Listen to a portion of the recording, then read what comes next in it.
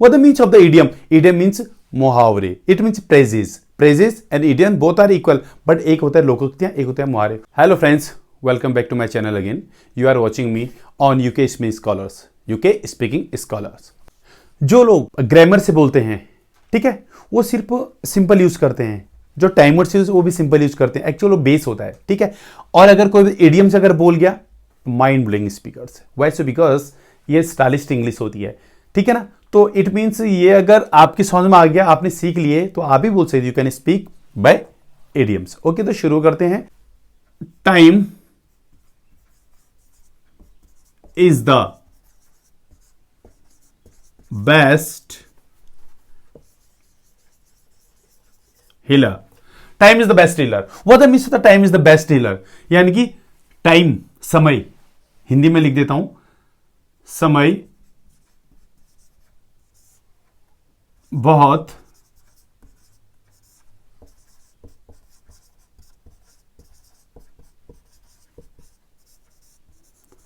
शक्तिशाली है। Time is the best, समय बहुत शक्तिशाली है, समय बहुत बलवान है, ठीक है। समय बहुत बलवान, ऐसे भी यूज कर सकते हो। समय बहुत शक्तिशाली है, बहुत शक्तिशाली है, और समय बहुत बलवान है, ठीक है। Time is the best healer. अगर किसी को आप अगर कुछ सलाह एडवाइस दें, कुछ भी दें, तो वहां पर आप जरूर बोल सकते हैं time is the best healer. समय बहुत शक्तिशाली होता है, इसलिए अपना काम प्रॉपर करें। Have a wheel of time. Have wheel of time, have a wheel of time. What the means of, इसका अर्थ क्या होता है हैव व्हील ऑफ टाइम का? इसका अर्थ होता है आपके जीवन में खुशियां ही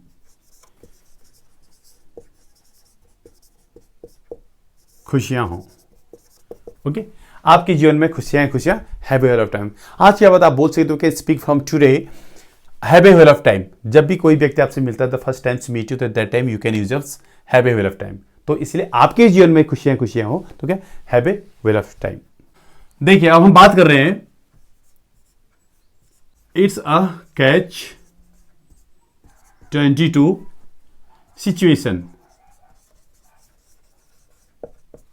ठीक है। क्या इट्स कैच, ये भी अगर सिचुएशन जो मैंने पीछे लगाया ना आपको, देखिए प्लीज, यार आप इसको नहीं भी लगा सकते हैं, no any problems for it's catch 22। It's a catch 22 भी बोल सकते हैं आप, इट्स अ कैच 22 या it's a catch 20 situation. It means it's catch 22 का अर्थ होता है दुविधा या असमंजस में पड़ना। दुविधा असमंजस पड़ना, मैं असमंजस में पड़ गया हूं। इट्स अ कैच 22 सिचुएशन, मैं दुविधा में पड़ गया हूं, ठीक है, मेरे साथ बहुत दुविधा हो गया, असमंजस हो गया, ठीक है। तो हम इट्स कैच 22, हम इसको ऐसे यूज कर सकते हैं। तो आप हर समय इसको यूज करिएगा, इट्स ए कैच 22 सिचुएशन। अगर सिचुएशन यूज नहीं करें कोई टेंशन नहीं, लेकिन यहां तक यूज कर सकते हैं हम इसको, ठीक है। क्या, इट्स ए कैच 22 ना इधर 22 क्यों रखा गया? एग्जैक्ट 22 मीन्स ना इधर ना उधर, बीचों बीच में, दो इधर दो इधर, इससे मैं दुविधा में हूं कि 22 है या 2 और 2 है, ठीक है। नेक्स्ट देखिए, he is a hard nut to crack. He is a hard nut to crack. I'm hard nut to crack. You are hard nut to crack. You are hard nut to crack. अब हम special ही सी किस पे लेंगे? हम इस पे लेके आ रहे हैं, ही इज hard. ये इसका अर्थ क्या होता है? उसे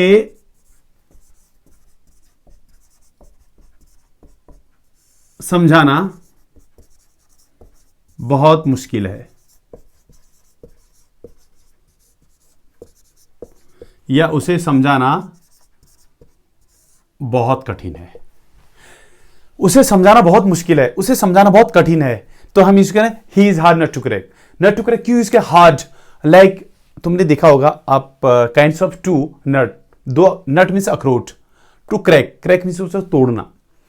एक तो दांत से भी टूट जाता है और एक तो पत्थर से भी नहीं टूटता है। तो एज मीन्स यहां पर जो यूज कर रखा है उसकी जो तुलना कर रखी है ना, ही की, ही मतलब वह है, किसी व्यक्ति की तुलना इससे कर रखी है, उस अखरोट से कर रखी है जो टूटता नहीं है। ठीक है, you can use he is hard nut, simply बोल सकते हैं he hard nut to cry.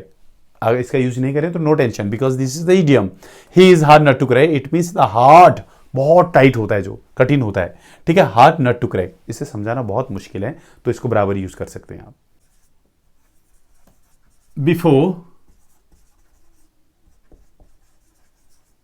Before saying anything, before saying anything, give it a second thought. Okay, before saying anything give it a second thought. What the means of, देखो, give, so before saying anything give it a second thought, Hindi में क्या है ये देखिए, कुछ कहने से पहले, कुछ कहने से पहले 2 बार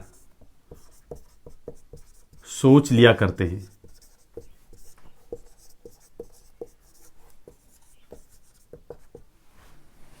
कुछ कहने से पहले 2 बार सोच लिया करते हैं। हम कहते हैं ना, पहले सोच लो फिर बोलो, पहले थिंक कर लो फिर स्पीक करो, ठीक है ना। इट मींस पहले सोच लेते हैं, ठीक है, फिर उसके बाद हम बोलते हैं। तो इंग्लिश में अगर आप किसी व्यक्ति को कहेंगे तो ये कहेंगे, before saying anything, before saying anything, कहने से पहले, कुछ कहने से पहले, कुछ कहने से पहले, before saying anything give it A second thought, 2 बार सोच लिया करते हैं। सेकंड थॉट, 2 बार सोच लिया करते हैं, ठीक है। नेक्स्ट देखिए, arm, hello and hearty. Arm, hello and hearty, what the meaning of the hell and hearty? देखो, हेल एंड हार्टी कैसे, मैं पूर्ण रूप से स्वस्थ हूं। ये तो मैंने बहुत स्वस्थ हूं, ये तो मैंने बहुत स्टाइलिश बता दिया तुम्हें। सिंपल वो, मैं अच्छा हूं, मैं बहुत अच्छा हूं।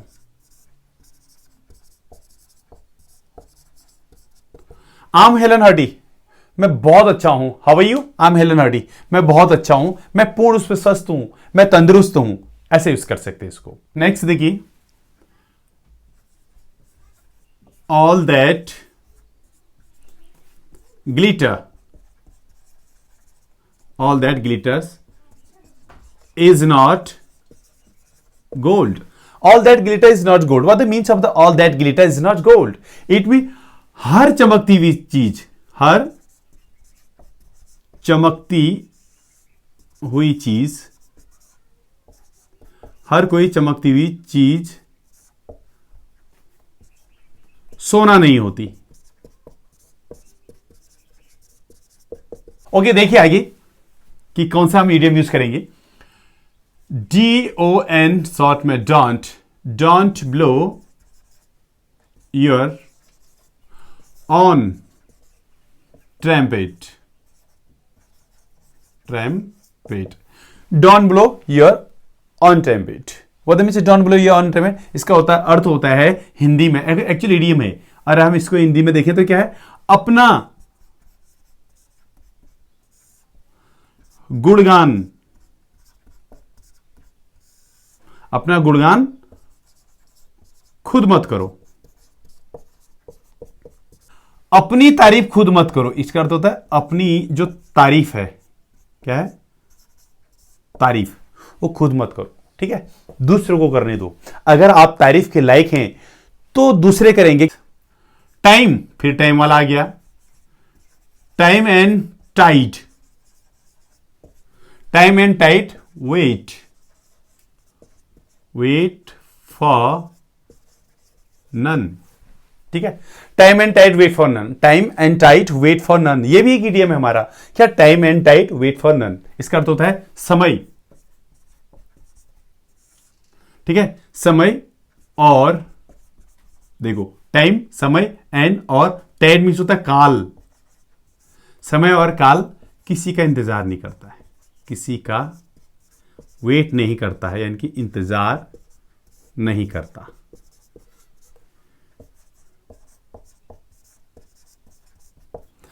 Time and tide wait for none, time and tide wait for none, it mean समय और काल किसी का इंतजार नहीं करता है। ठीक है, समय, टाइड, काल जानते हैं, मृत्यु। ठीक है, जो डेथ है और जो टाइम है वो किसी का इंतजार नहीं करता है, तो हम इंग्लिश में बोलेंगे time and tide wait for none. Next देखिए, they are poles apart, they are a poles apart, they are poles apart, what the means of the they are, वे पोल्स अपार्ट हैं क्या, वे एक दूसरे के विपरीत हैं, वे एक दूसरे के विपरीत हैं। देखो, दे आर पोल्स अपार्ट, वे एक दूसरे के विपरीत हैं। राम, अब दे की जगह कुछ भी आता है, Ram and Shyam are poles apart, me and my bro poles apart, मैं मेरे भाई एक दूसरे के विपरीत हैं। ठीक है, इंपॉर्टेंट क्या है, आपका पोल्स अपार्ट है और आगे आप प्लस करके आगे कुछ भी रख सकते हैं। वो एक दूसरे के विपरीत कौन कौन से हैं, मेरे दोस्त एक दूसरे के विपरीत हैं। My friends are poles apart, my friends are, my teachers are poles apart, वो एक दूसरे के विपरीत हैं, एक दूसरे के नहीं सुनते हैं। ठीक है ना, पोल्स अपार्ट, विपरीत होना मतलब एक की भाषा एक नहीं समझना। ठीक है, जब कोई व्यक्ति काम करता है तो दूसरा उससे मना करता है कि नहीं ये गलत है, तो इट मीन से वो एक दूसरे के विपरीत हैं। देखिए, it's a twist of fate, देखो, it's a twist of fate, it's a twist of fate, what the means of twist of fate, इसका अर्थ है कि ये सब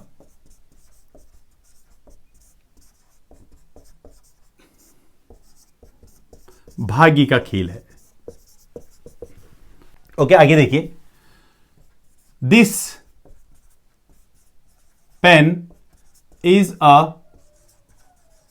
born of, this pen is a bone of contention, contention, this pen is a bone of contention, क्या,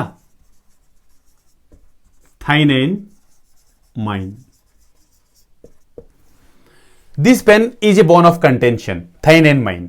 ठीक है, तो क्या इसको हम हिंदी में, देखो ये हमारे इडियम्स हैं। दिस पेन, ये इतना तो मैंने जोड़ रखा है, इतना आपको समझाने के लिए कि पेन के बारे में बात हो रही है। ठीक है, थाइन और माइंड का अर्थ होता है, थाइन और माइंड का क्या अर्थ होता है, तेरा और मेरा। ठीक है, अब है इंपॉर्टेंट ये बॉर्न ऑफ कंटेंशन, इसका अर्थ होता है फसाद की जड़। ये पेन या ये कलम, ये पेन तेरे और मेरे, तेरे और मेरे बीच में क्या है, फसाद की जड़ है।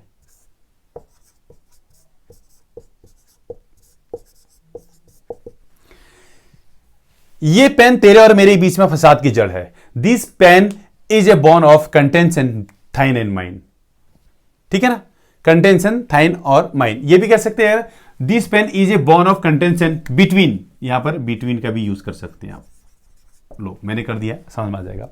This pen is a bone of contention between thine and mind. ठीक है, तुम्हारे और मेरे बीच में फसाद की जड़ है। ठीक है, तुम्हारे मेरे बीच में फसाद की जड़ है। अब यहां पर हम कुछ भी लेके आ सकते हैं। यहां पर कैसे, मैं लगे भारत, कश्मीर जो है ना, कश्मीर भारत और पाकिस्तान की फसाद की जड़ है। तो क्या है, Kashmir is a bone of contention between India and पाक। गॉट इट, समझ में आया कि मैं क्या कहना चाह रहा हूं। ठीक है, नेक्स्ट देखिए, he is a fighting, he is a fighting a lawn battle, a lawn battle, he is a fighting a lone battle. इसका अर्थ है वह अपने भाग्य से अकेला लड़ रहा है। वह अपने भाग्य से अकेला क्या कर रहा है, लड़ रहा है। वह अपने भाग्य से अकेला लड़ रहा है। He is a fighting a lone battle. Okay, next देखिए, once bitten twice shy, once bitten twice shy, once bitten twice shy, once bitten twice, what the means of once bitten twice है, इसका अर्थ है जब एक व्यक्ति कोई किसी चीज से एक बार परेशान हो जाता है या फिर एक बार उसको उसका सामना करना पड़ता है तो दोबारा कभी नहीं जाता, अगर जाता है तो हिसाब से जाता है, अकॉर्डिंग जाता है उसके। कैसे? तो इसे यानी कि दूध जो होता है ना, दूध पीने वाला, दूध का जला भी छाछ को क्या करता है? फूक फूक कर पीता है। इसका अर्थ क्या हुआ? देखो बहुत सारे लोग समझ जाएंगे, बहुत सारे लोग नहीं समझेंगे। दूध का जला हुआ छाछ भी फूक फूक, यानी कि कोई व्यक्ति जो दूध से गर्म दूध पिया होगा, गर्म दूध पीने के बाद उसका मुंह अगर जल गया ना तो दोबारा बहुत मुश्किल होगी उसके पीने के लिए। अगर उसी व्यक्ति को हम छाछ दे दें, ठंडी होती है, बहुत अच्छी होती है, कूल होती है, ठीक है, दूध का जला हुआ, अगर उसी दूध का मुंह जो जिसका जला हुआ है उसको हम छाछ देते हैं तो उसको भी फूक फूक कर पिएगा कि कहीं दोबारा मेरा मुंह ना जल जाए। इसलिए वो काम मत करो जो एक बार काम कर चुके हो, कहने का अर्थ है ना, उस काम को दोबारा मत करो। करते हो, अगर कोई व्यक्ति कर रहा है तो उसको भी वो धीरे धीरे करेगा, कहीं गलत ना हो जाए दोबारा। इट मींस दूध का जला भी छाछ को फूक फूक कर पीता है। It mean once bitten twice shy, once bitten twice shy. Okay friends, अब मैं आपके लिए एक लास्ट इडियम्स लेके आया हूं, ठीक है, एक लास्ट इडियम, इसको देख लीजिएगा, बहुत इंपॉर्टेंट है। I left no stone, I left no stones unturned, unturned, I left no stones unturned, I left no stones unturned। इसका अर्थ क्या है कि मैंने कोई भी क्या कसर नहीं छोड़ी, मैंने कोई भी कसर नहीं छोड़ी, ठीक है। वीडियो बनाने में मैंने कहा मैं अपने यूके स्पीकिंग स्कॉलर्स, मेरा चैनल जो है उसमें वीडियो बनाने में कोई कसर नहीं छोड़ी, ठीक है। तो मैं कह रहा मैंने कोई कसर नहीं छोड़ी वीडियो में। Make a videos I left no stones unturned. आप भी कह सकते हैं कि मैं इतने बार एग्जाम दे चुका हूं, I have given lot of times the examination, मैंने कभी भी कोई कसर नहीं छोड़ी, तो उसको आप इंग्लिश में कहते हैं I left no stones unturned. हम इसको ऐसे बोल सकते। ओके फ्रेंड्स, आज के लिए इतना काफी है। तो प्लीज आप मुझे कमेंट में बताइए कि आपको कौन सा इडियम सबसे बेस्ट लगा। फर्स्ट ऑफ ऑल क्या, like, comment and share and subscribe, ठीक है। For the big time, have a love time. Thank you.